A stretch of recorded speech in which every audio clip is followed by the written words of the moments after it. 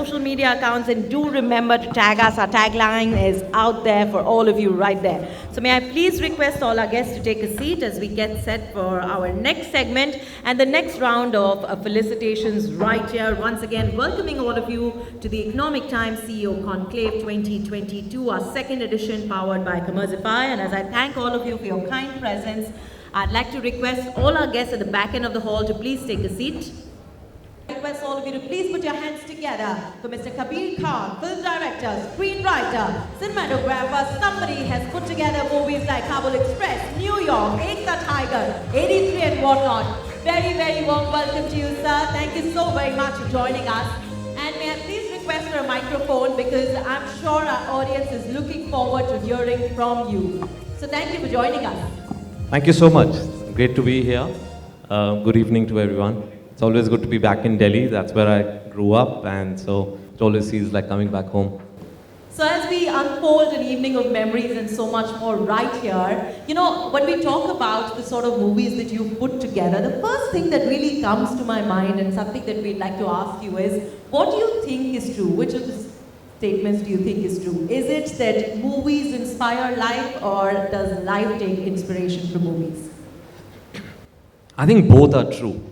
We definitely as filmmakers get inspired by what we experience in life, and as filmmakers we also hope that our movies are able to inspire people in life. So I think it's cyclical, it goes both ways.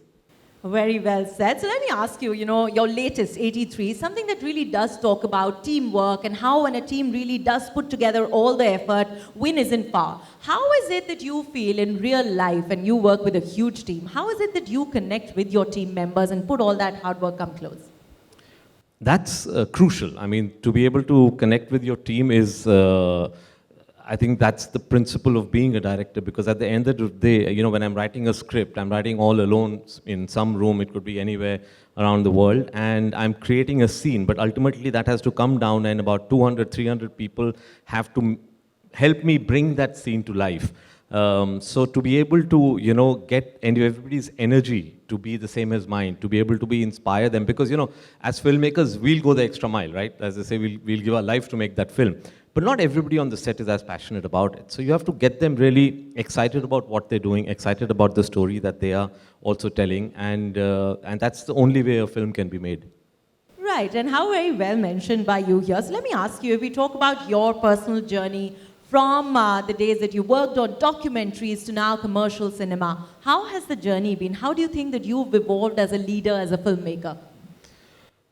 I mean, it's been a great journey. I can't ask for more. You know, honestly, when I was a documentary filmmaker based here in Delhi, I was feeling the need to tell the story on a larger screen, because I felt, you know, I'm not being able to get an audience that's large enough in documentaries. Unfortunately, you know, 15, 20 years ago, it was a very small audience. So for me, it was really just the need to be able to tell a story that reaches across to a lot of people. And the most powerful medium in this country, as you know, is Bollywood mainstream cinema. That's the way I shifted. And from there on, you know, I often said that for me, the dream was to make that one film, which was my first film, Kabul Express. And I used to say that, you know, in life, I should be able to make one film. So anything after that is a bonus. And I think it's very important not to forget that, not to forget what your initial dream was. And then you'll be much more thankful for everything that follows.